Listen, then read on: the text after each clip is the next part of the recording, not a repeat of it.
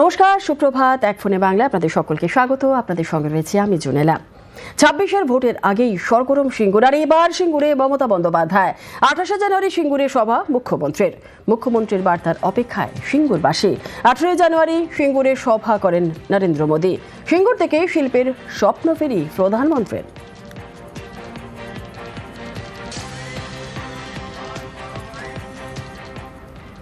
আর সিঙ্গুর থেকেই বাংলার বাড়ির দ্বিতীয় কিস্তি নিয়ে ডেডলাইন। জেলা শাসকদের বৈঠকে ডেডলাইন মুখ্যমন্ত্রীর।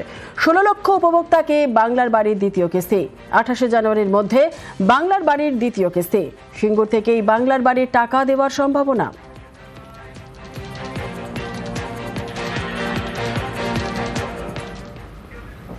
বিজেপির নতুন সর্বভারতীয় সভাপতি নীতিন নবীন বরণেও নরেন্দ্র মোদীর মুখে বাংলার নাম। মোদী বুঝিয়ে দিলেন 26-এ তাঁদের পাখির চোখ বাংলা। তবে বাংলার চ্যালেঞ্জ যে সহজ নয় সেটাও স্পষ্ট প্রধানমন্ত্রীর ভাষণে। দায়িত্ব নেওয়ার আগে রাতেই বঙ্গ বিজেপির নেতাদের সঙ্গে বৈঠক নীতিন নবীনের।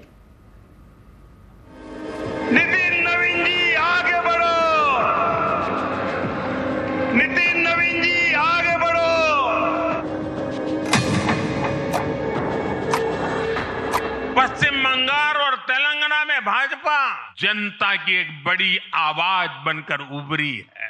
बीते 1.5-2 वर्षों में तो भाजपा पर जनता का भरोसा और मजबूत हुआ है।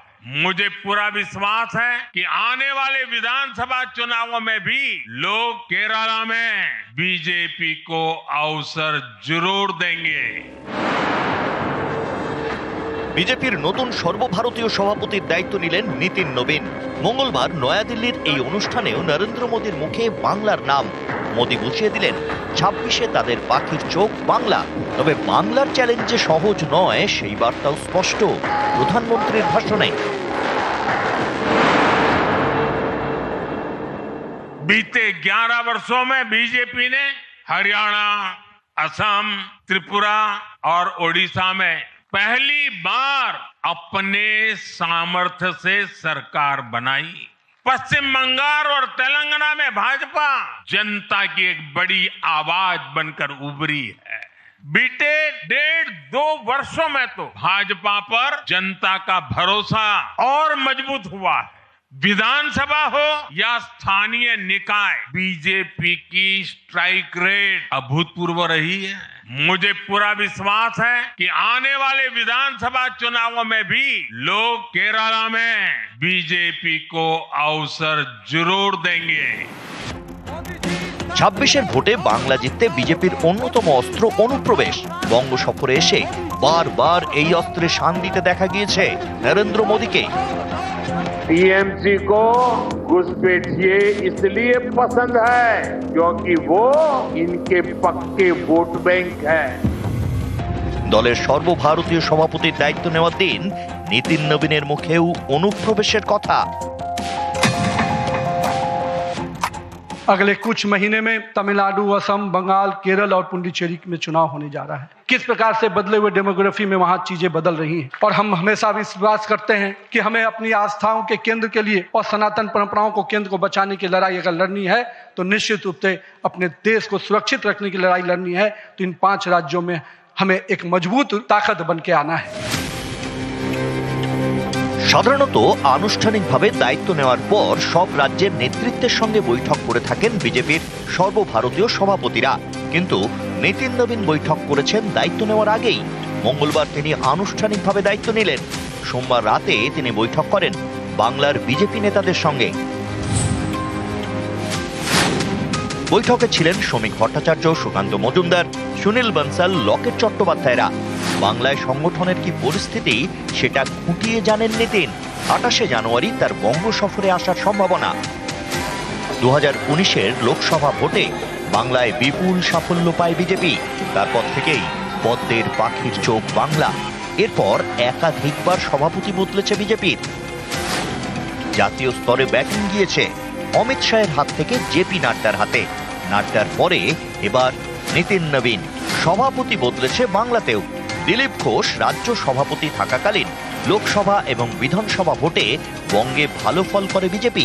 দিলীপের পর সভাপতি হন সুকান্ত মজুমদার। সুকান্তের পর এবার শ্রমিক ভট্টাচার্য। জাতীয় এবং বাংলা বিজেপির দুই দলেই এখন নতুন ক্যাপ্টেন। বাংলার 22 গজে এই জুটি কেমন পারফরমেন্স করে সেটা বোঝা যাবে ভোটের ফলে। বাংলা চ্যালেঞ্জ হয়তো আগে মনে হতো, কিন্তু এখন পশ্চিমবঙ্গের মানুষ যেভাবে আমাদের পাশে দাঁড়িয়েছে, বাংলার মানুষ প্রস্তুত। পরিবর্তন আর 2 মাস বাকি। ধর্মের রাজনীতি শেষ করুন, উন্নয়নের রাজনীতি আমরা শুরু করি। নিউজ 18 বাংলা।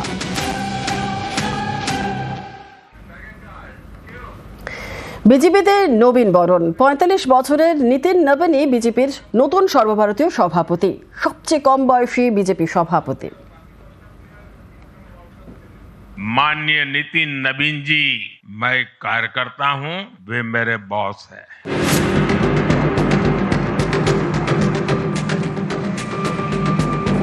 বিজেপির নেতৃত্বে এবার নবীন মুখ নীতিন নবীন।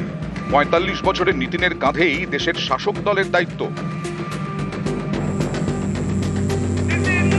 বিজেপির সর্বভারতীয় সভাপতি পদে জেপি নাড্ডার উত্তরসূরি বেশ কয়েকদিন আগেই বেছে নেওয়া হয়েছিল। অপেক্ষা ছিল আনুষ্ঠানিক দায়িত্ব গ্রহণের। সেটাই হলো মঙ্গলবার। দিল্লিতে নবীন বরণ করলেন প্রধানমন্ত্রী নরেন্দ্র মোদী নিজে। নতুন সভাপতিকে অভিনন্দন জানালেন, দায়িত্বও বুঝিয়ে দিলেন।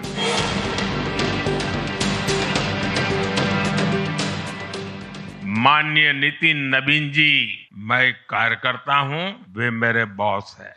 माननीय नितिन नवीन जी हम सभी के अध्यक्ष हैं और उनका दायित्व सिर्फ भाजपा को भी संभालना इतना नहीं है, एनडीए के सब साथियों के बीच भी उन्होंने तालमेल का बहुत बड़ा दायित्व भी देखना होता है। नितिन जी ने हमेशा जब जब जो जहां जहां जो जिम्मेवारी मिली, अपने आप को उन्होंने साबित किया है। বিজেপির ইতিহাসে নীতিনই সব থেকে কম বয়সী সর্বভারতীয় সভাপতি। নীতিনের রেকর্ড ভাঙলেন আর এক নীতিন, নীতিন গডকরি। বিজেপির সর্বভারতীয় সভাপতি হন 52 বছরে। এবার নীতিন নবীন হলেন 45 বছর বয়সে। नितिन जी खुद भी एक प्रकार से मिलेनियल है। वो उस जनरेशन से हैं जिसने बचपन में रेडियो से सूचनाएं पाई और आज एआई के भी एक्टिव यूजर है। জন্ম রাজনৈতিক পরিবারে, বাবা ছিলেন বিজেপির নেতা। গেরুয়া রাজনীতিতে নীতিনের উত্থান ছাত্র জীবন থেকে। প্রথমে অখিল ভারতীয় বিদ্যার্থী পরিষদ, তারপর বিজেপির যুব মোর্চা। বিহার বিজেপির যুব মোর্চার সভাপতি।